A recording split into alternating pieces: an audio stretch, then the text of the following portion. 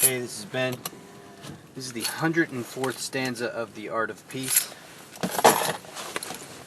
Stanza talks about heat and light. Light being wisdom, heat being compassion. Wisdom. So, I've been studying this technique called the Wim Hof method. And it's a technique of breathing, focus, and cold immersion that enables you to do things that typically you wouldn't really be able to do, like be in intense cold and not get so cold that it's unbearable. And this is a technique that I've been practicing for 10 weeks. I mean, when I started the Art of Peace, over 100 days ago, I just started kind of getting into my second Art of Peace practice. When I literally stumbled upon Wim Hof, and it was just me on Facebook, and I saw this guy who has done some stuff, a lot of stuff, and I like his ideas about fitness. But I saw him sitting in a mountain stream in the snow with no shirt on, and he just looked serene and focused. And so, using the wonders of modern technology, I was able to research what he was doing. I was able to watch videos on what he was doing. I was able to watch the TED Talk on what he was doing. And then before you knew it, I was able to start his technique. And his technique deals with a lot of breathing, like I said, steady cold immersion. So anyway, I've been doing that, following his path for the past 10 weeks. This will be 11 weeks now. And yesterday was the coldest day I've ever meditated outside. And so there I was, sitting next to this, stream, meditating. And, you have to prepare. So I can't just go out and boom, be good to go. I have to do the practice. I have to follow these breathing techniques. And I did, and slowly but surely I was able to disrobe. So by the time I was, 20 minutes in, there I was, meditating without a shirt on, wind blowing, wind howling. I was probably 29 degrees, and I did it. And there's these couple little techniques that you have to really practice, and I've been practicing them, and they freaking work.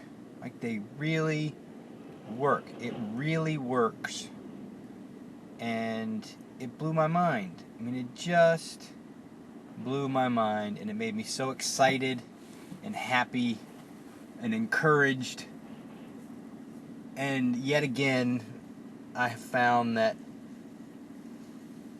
what I think I know about what I'm capable of is just a fraction of what's really there. There's so much more. It's fascinating. Anyway, inside the breathing practice is a breath retention where you hold the breath. So you stop the breath and just sit there with it.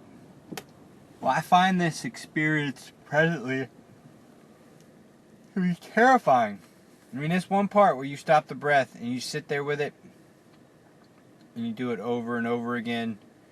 It stimulates the sympathetic nervous system. The response of the body is this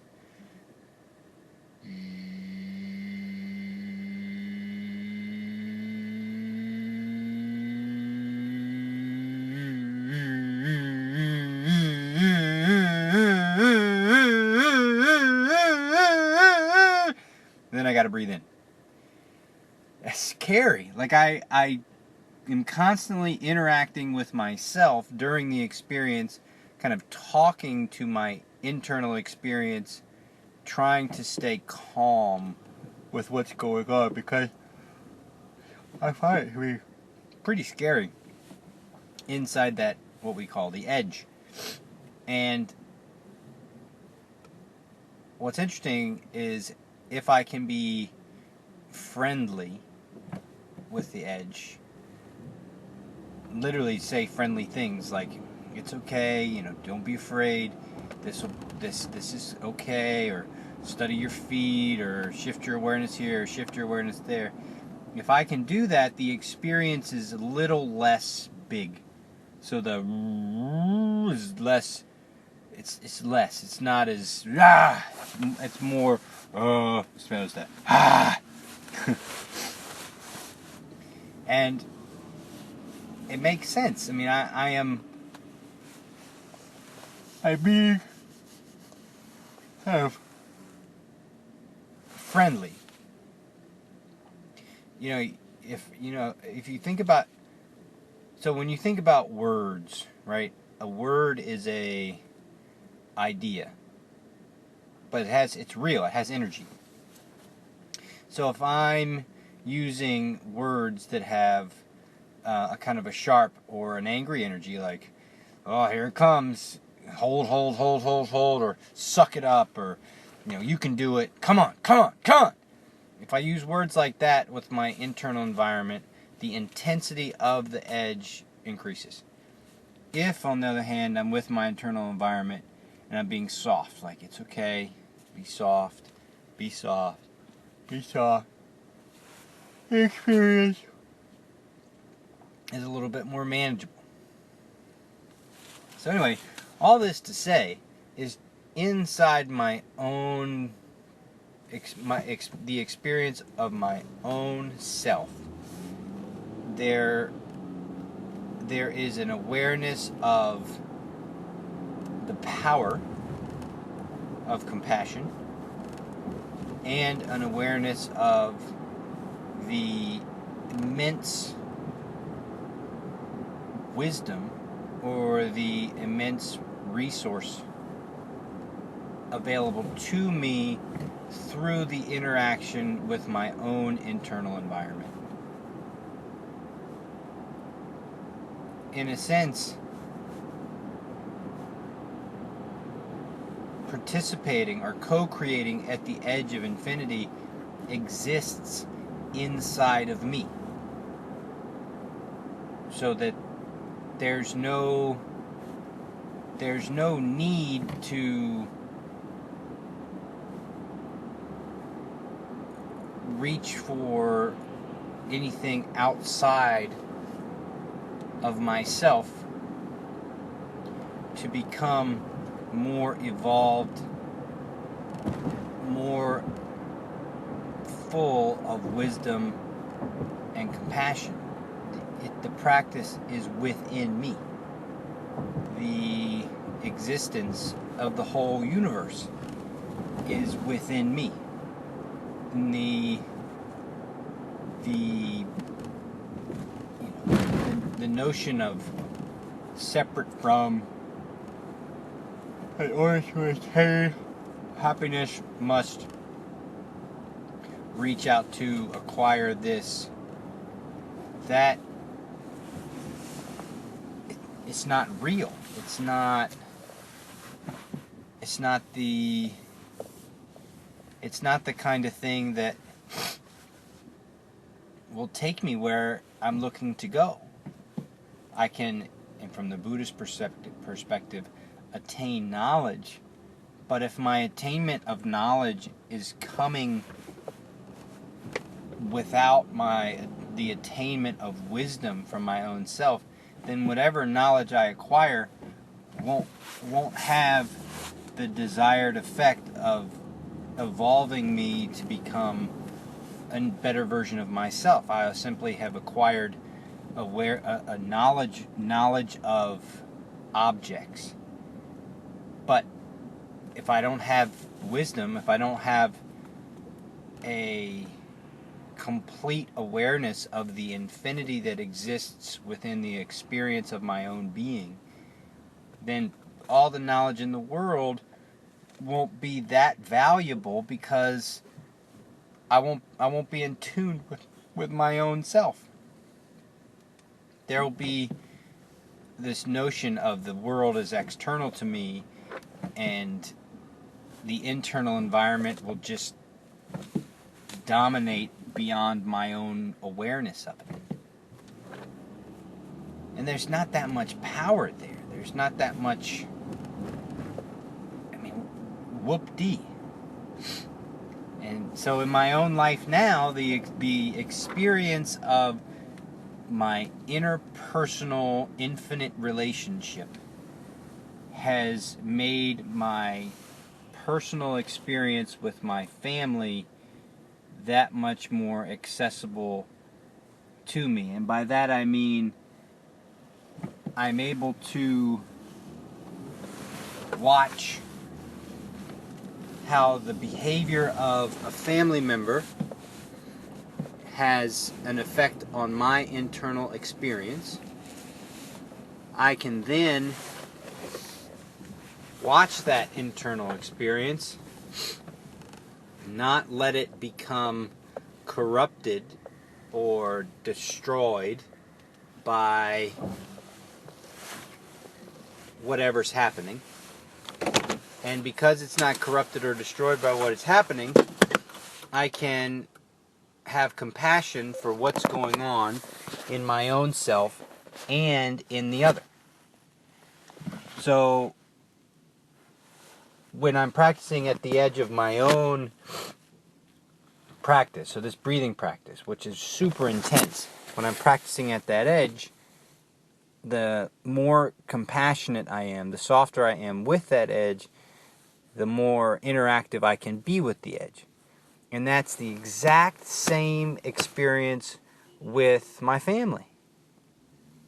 The more compassionate I can be with the edge that's created under whatever circumstance, whether it's my daughter driving me crazy or my wife or whatever, if I can be compassionate with that edge, then that compassion, the edge that is created by my daughter or by my wife, creates an internal experience. If I can be just as compassionate with the internal experience that I have when I'm doing this breathing practice, then that compassion extends to the experience of the edge with the external, with the family. So in actual practicality, there is no external. There's no, this person needs to do this or this person needs to do that. There's nothing to do with them. They can be whoever they are, however they want to be. It's my own relationship to what's being brought out of me that matters. So I'm just interacting with myself, even when I am interacting with others. And that's where the compassion comes. So I can be compassionate in any given moment, and through that patience, through that stillness, wisdom, which is just life itself, is there. So it shows up automatically. It's not like I even have to bring it up. It's already there anyway. So it's, in a sense, it's highly it's one way to look at it. It's very efficient, which is what an amazing thing to be able to do. So anyway, this evolution of me has just been remarkable. So let me read this and I'll talk about a couple of words.